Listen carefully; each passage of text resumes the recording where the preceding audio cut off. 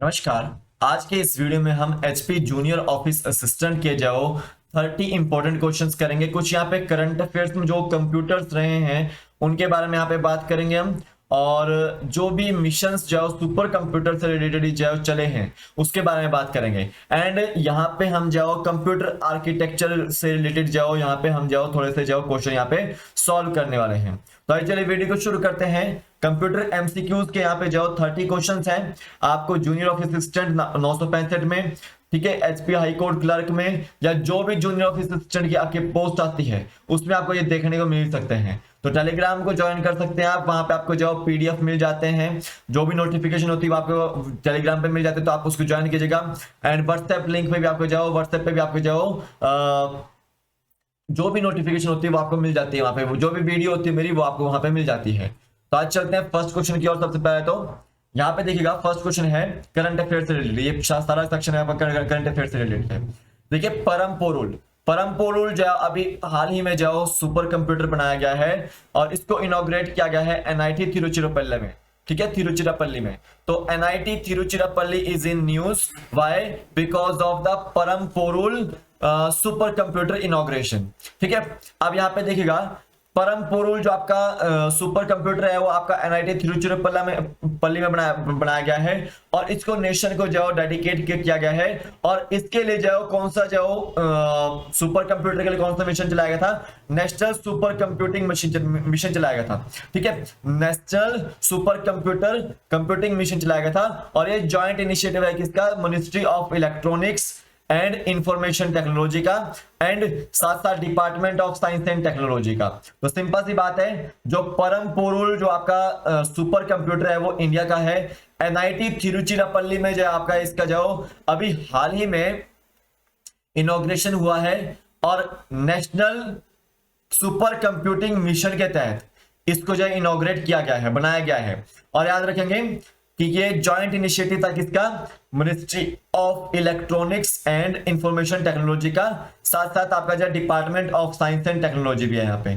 तो सिंपल आपको याद होना है परम पोरुल आपका सुपर कंप्यूटर है जिसको इनॉग्रेट किया गया है एनआईटी तिरुचिरापल्ली में। अब यहाँ पे देखेंगे जो 59th एडिशन रहा है टॉप 500 लिस्ट में आपका जो world most powerful super computers में, ठीक है। तो उसमें यह बताया गया है कि जो आपका सब सुपर कंप्यूटर है, वर्ल्ड का मोस्ट पावरफुल सुपर कंप्यूटर है वो फ्रंटियर है और ये फर्स्ट नंबर पे है।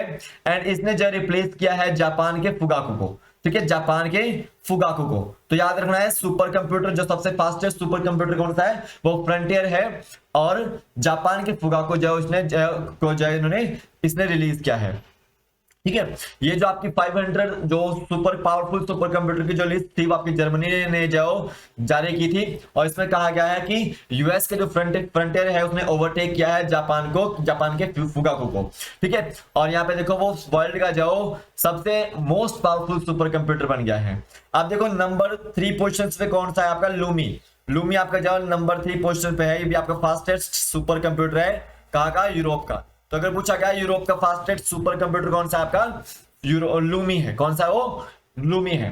अब देखो फ्रंटियर आपका जो सुपर कंप्यूटर फास्टेस्ट भी है और ये आपको याद रखना है world's most energy efficient super computer भी है, ठीक है। और ये जो ग्रीन 500 लिस्ट थी उसमें भी आपका शुमार हुआ था। तो सिंपल सी बात है, फ्रंटियर आपका मोस्ट पावरफुल सुपर कंप्यूटर है और एक तरह से world's most energy efficient super computer में यही देखने को मिलता है, ठीक है, ध्यान दीजिएगा इसको। तो परम पोरुल इंडिया का हो गया और फ्रंटियर यूएसए का हो गया और आपका याद रखना है फुगाकू जापान का हो गया और यूरोप का आपका लूमी होगा। ये सुपर कंप्यूटर्स हैं। देखो फ्रंटियर फर्स्ट पे है, फुगाकू सेकंड पे, लूमी आपका थर्ड पर है। और इंडिया का सबसे पावरफुल सुपर कंप्यूटर आपका प्रत्युष है। कौन सा है? प्रत्युष है। इसको आपने याद रखना है एग्जाम पॉइंट ऑफ व्यू से, यहां से आपको क्वेश्चन बन सकता है। अब नेक्स्ट देखिएगा, यहाँ पे आपको आते हैं थोड़े से आर्किटेक्चर से रिलेटेड जो क्वेश्चन। तो सिंपल सी बात है, ऑक्सिलियरी मेमोरी को हम क्या बोलते हैं? सेकेंडरी मेमोरी भी बोलते हैं। क्या बोलते हैं हम? सेकेंडरी मेमोरी बोलते हैं। असल में मेमोरी यूनिट के जो 2 पार्ट होते हैं, एक प्राइमरी मेमोरी और एक आपकी सेकेंडरी मेमोरी। तो प्राइमरी मेमोरी को हम मेन मेमोरी बोलते हैं और सेकेंडरी मेमोरी को हम क्या बोलते हैं? ऑक्सिलियरी मेमोरी बोलते हैं, ठीक है। इसको आपने याद रखना है। जो आपकी यूनिट है, ये आपकी मेमोरी यूनिट, वो रिस्पॉन्सिबल है प्रोग्राम्स को स्टोर करने के लिए और डाटा के लिए, ठीक है, टेम्पररी और परमानेंट बेसिस पे जाओ स्टोर करने के लिए, ठीक है। इसको आपने याद रखना है। तो प्राइमरी मेमोरी मेन मेमोरी है और सेकेंडरी मेमोरी ऑक्सिलरी मेमोरी है, ठीक है। इसको आपने याद रखना है, यहाँ पे आपको क्वेश्चन जाओ पूछ जाता है। तो जो आपका सेकेंडरी यूनिट है या सेकेंडरी मेमोरी है या फिर मेमोरी यूनिट है, वो परमानेंटली जाओ स्टोर करता है डाटा को, प्रोग्राम्स को और आउटपुट को, ठीक है। इसको आपने याद रखना है। आप देखिएगा यहाँ पे, जब the main circuit board content in any computer is called as, जो मेन सर्किट बोर्ड होता है कंप्यूटर का, उसको क्या बोलते हैं आप? मदरबोर्ड बोलते हैं। क्या बोलते हैं उसको? मदरबोर्ड बोलते हैं। इसको आपने याद रखना है एग्जाम पॉइंट ऑफ व्यू से। अब मैं थोड़ा सा आपको मदरबोर्ड के कंपोनेंट्स बता देता हूं एक बार। एक तो आपका CMOS बैटरी आपका जो मदरबोर्ड का कंपोनेंट है, दूसरा फैन आपका मदरबोर्ड का कंपोनेंट है, तीसरा आपको याद रखना है SMPS आपका जो मदरबोर्ड का कंप्यूटर है कंपोनेंट है, और दूसरा चौथा याद रखो जो प्रोसेसर चिप है वो भी आपकी जो मदरबोर्ड की जो आपकी जो कंपोनेंट है। फिर आपको BIOS जो चिप होती है, बायोस चिप होती है, वो आपका मदरबोर्ड का कंपोनेंट रहता है। एक और याद रखना है जो एक्सपेंशन स्लॉट है वो भी आपका मदरबोर्ड का कंपोनेंट रहता है। उसी तरह से आपको याद रखना है PCI जो स्लॉट होता है वो भी आपका मदरबोर्ड का कंपोनेंट है। और याद रखो एक और बसेस आपकी जो मदरबोर्ड की जो कंपोनेंट है, ठीक है। तो जो मेन सर्किट बोर्ड है कंप्यूटर का वो क्या है? मदरबोर्ड है। क्या है वो? मदरबोर्ड है। और मदरबोर्ड को हम क्या क्या बोलते हैं? मेन बोर्ड भी बोलते हैं, लॉजिक बोर्ड भी बोलते हैं, सिस्टम बोर्ड भी बोलते हैं और प्लेनर बोर्ड भी बोलते हैं। क्या बोलते हैं? प्लेनर बोर्ड भी बोलते हैं। तो main board, logic board, system board और प्लेनर बोर्ड किसको बोलते हैं? मदरबोर्ड को बोलते हैं, ठीक है। आप देखो जितने भी आपके इलेक्ट्रॉनिक डिवाइसेज हैं, ठीक है, जितने भी सर्किट्स हैं कंप्यूटर सिस्टम के, तो आपके वो अटैच रहते हैं इसके मदरबोर्ड के साथ। किसके साथ? मदरबोर्ड के साथ। जैसे CPU है, रोम है, रैम है, एक्सपेंशन लॉ स्लॉट है, PCI स्लॉट है या USB पोर्ट है, वो सब आपके जो मदरबोर्ड के साथ अटैच जो रहते हैं ताकि वो फंक्शन कर सके एक साथ, ठीक है। देखो कंट्रोलर जितने भी होते हैं, जैसे आपका हार्ड ड्राइव या DVD ड्राइव, कीबोर्ड, माउस, ये सब आपके मदरबोर्ड के साथ जाओ कनेक्शन जाओ रहते हैं। तो मतलब ये है कि मदरबोर्ड क्या करता है? वो कंप्यूटर की वर्किंग में जाओ हेल्प करता है, ठीक है, कि जो कंप्यूटर आपका जाओ वर्क करे अच्छे से। इसको आपने याद रखना है एग्जाम पॉइंट ऑफ व्यू से। तो main board, logic board, system board आपका जाओ, प्लेनर बोर्ड आपका मदरबोर्ड को बोलते हैं। अब देखिए dash is the set of wires used for interconnection where each wire can carry 1 bit of data. अब सिंपल सी बात है, जब CPU सेंड करता डाटा, ठीक है, इंस्ट्रक्शन या इंफॉर्मेशन, तो उसको प्रोसेसर जो है CPU जब सेंड करता डाटा, इंस्ट्रक्शंस को या इंफॉर्मेशन को कंपोनेंट्स में, ठीक है, कंप्यूटर के अंदर, तो वो आपका जो किसी ना किसी पेरिफेरल डिवाइस से अटैच होते हैं। तो सिंपल सी बात है, देखो वहां पे सेट ऑफ वायर्स लगता है इंटरकनेक्शन के लिए, ठीक है, और ईच वायर जो आपकी जो 1 बिट ऑफ जो डाटा जो कैरी करती है। तो सिंपल सी बात है, उसको क्या बोलते हैं आप? जो सेट ऑफ कनेक्शन है वायर्स का, उसको क्या बोलते हैं आप? बस बोलते हैं। क्या बोलते हैं उसको? बस बोलते हैं। कंप्यूटर में आपको ये बस देखने को मिलती है, ठीक है। तो ये बस क्या है? सिंपल सी बात है, ये बस है आपका एक इलेक्ट्रॉनिक सिग्नल। क्या है ये? इलेक्ट्रॉनिक सिग्नल है, ये एक पाथवे है ये, ठीक है, जो कि अलाउ करता है इंफॉर्मेशन को एंड सिग्नल्स को ट्रेवल करने के लिए कंपोनेंट्स के बीच में, इनसाइड भी और आउटसाइड भी, ठीक है। तो उसको क्या बोलते हैं आप? इलेक्ट्रॉनिक सिग्नल बोलते हैं या फिर बस बोलते हैं, ठीक है। अब सिंपल सी बात है, बसेस आपकी यहाँ पे दो टाइप की है, एक इंटरनल बस है और एक आपकी एक्सटर्नल बस है। क्या है? एक्सटर्नल बस है। इंटरनल बस में आपको जो है यहाँ पे एक तो इंटरनल बस को हम सिस्टम बस भी बोल देते हैं। सिंपल सी बात है, इंटरनल बस में आपको जो कंट्रोल बस भी देखने को मिलेगी, एक आपको जो एड्रेस बस भी देखने को मिलेगी और एक आपकी जो डाटा बस भी इसमें देखने को मिलेगी इंटरनल बस के अंदर, ठीक है। और देखो जो एक्सपेंशन बस होती है वो आपकी एक्सटर्नल बस होती है। कौन सी होती है? वो एक्सटर्नल बस होती है। तो यहाँ पे देखो dash connects components inside the motherboard like CPU and system memory. Motherboard के इनसाइड जो कनेक्ट कौन करता है? कौन से कंपोनेंट करता है? आपका इंटरनल बस करता है। क्या करता है वो? इंटरनल बस करता है, वो कनेक्ट करता है मदरबोर्ड के अंदर, ठीक है। इसको याद रखना है। आप देखो इंटरनल बस को हमने क्या बोला? यहाँ पे सिस्टम बस भी बोला। क्या बोला हमने इसको? सिस्टम बस ही बोला है। अब देखिए the command to access the memory और the input output devices is carried by, ठीक है। जो आपकी कमांड होती है मेमोरी को एक्सेस करने के लिए, ठीक है। इनपुट आउटपुट डिवाइसेस जो कैरी करते हैं उसको क्या बोलते हैं आप, कंट्रोल बस बोलते हैं। क्या बोलते हैं उसको, कंट्रोल जाओ बस बोलते हैं। ठीक है।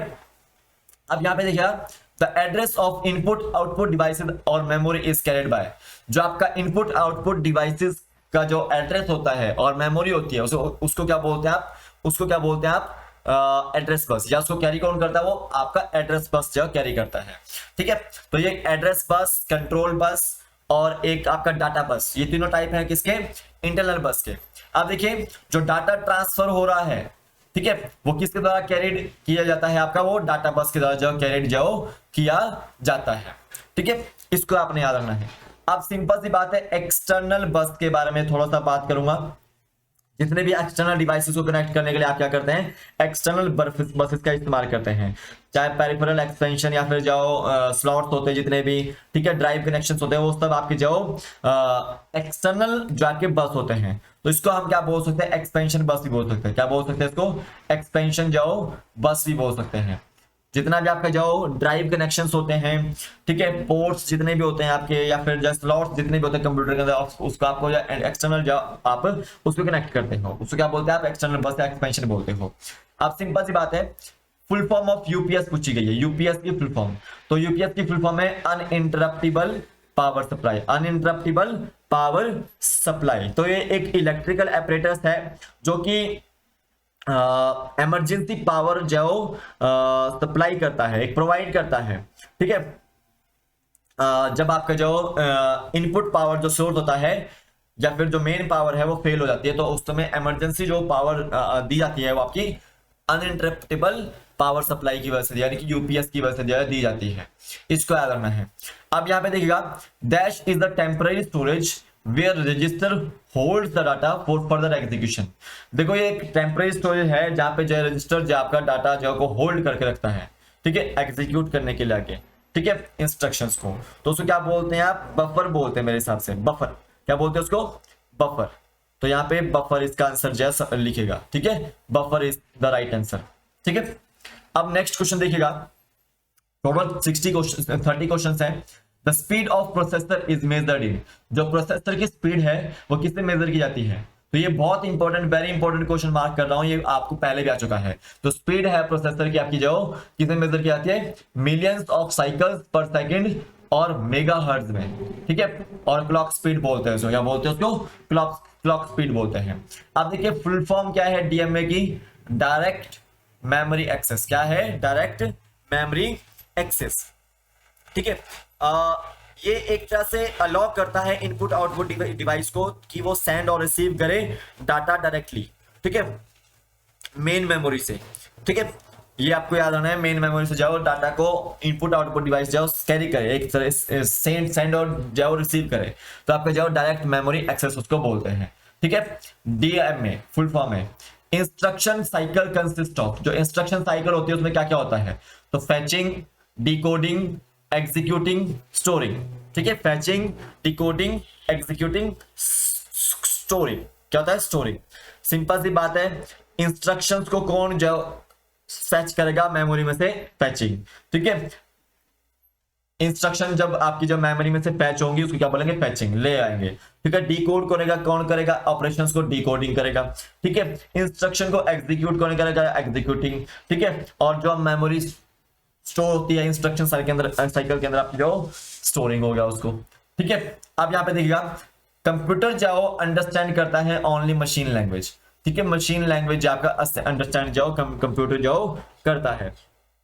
ठीक है, क्योंकि कंप्यूटर जो प्रोग्राम होता है वो इंस्ट्रक्शंस का जो सेट है एक तरह से, और वो कुछ ना कुछ जो कंप्यूटेशनल टास्क के लिए जाओ, यानी कि नंबर्स को जाओ या कोड्स को जाओ डिनोट करता है, डिनोट या बना होता है। इस तरह से बोल सकते हैं आप कि जो कंप्यूटर है वो इंस्ट्रक्शंस को 0 और 1 के फॉर्मेट में जाओ रीड करता है, अंडरस्टैंड करता है।